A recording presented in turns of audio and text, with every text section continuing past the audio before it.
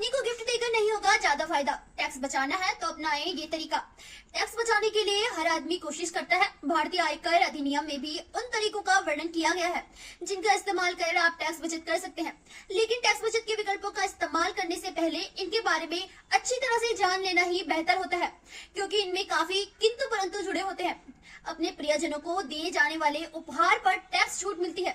यही वजह है कि बहुत से लोग अपने पत्नी को गिफ्ट देते हैं। लेकिन इसमें एक झोल यह है कि आपके गिफ्ट में मिले पैसे के निवेश से हुई आय आपकी इनकम से जुड़ जाएगी। तो फिर ऐसे में टैक्स बचाने का क्या रास्ता रहता है? टैक्स बचाने का एक शानदार विकल्प है, वो है बिना ब्याज लोन देना। इसलिए अगर आप भी अपनी पत्नी को कहीं इन्वेस्ट करने, जैसे कि बेटे या बेटी के नाम पर कहीं निवेश करने को पैसा देना चाहते हैं, तो आप उसे बिना ब्याज ऋण के रूप में दीजिए। ऐसा करने पर आयकर अधिनियम की धारा 64 में वर्णित क्लबिंग का नियम आप पर लागू नहीं होगा। आपके द्वारा पत्नी को ऋण के रूप में दिए पैसे के निवेश से हुई आय को आपकी पत्नी अपनी आयकर रिटर्न में दर्शा सकती है। इस तरह वह आपकी आय में नहीं जुड़ेगी।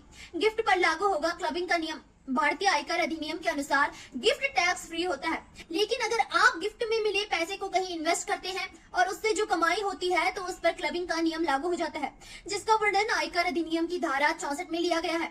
क्लबिंग का नियम लागू होने पर गिफ्ट रकम के निवेश से हुई कमाई गिफ्ट देने वाले की आय में भी जुड़ जाती है।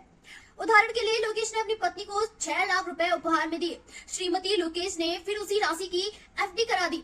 इस एफडी से 5,000 प्रति वर्ष ब्याज मिला, क्योंकि लोकेश ने बिना किसी पर्याप्त प्रतिफल के नकदी हस्तांतरित की है और इसे श्रीमती लोकेश द्वारा किसी अन्य संपत्ति में परिवर्तित कर दिया गया है। इसलिए परिवर्तित संपत्ति यानी एफडी से अर्जित 5,000 रुपए का ब्याज आयकर अधिनियम की धारा 64 के अनुसार लोकेश की आय में जोड़ा जाएगा।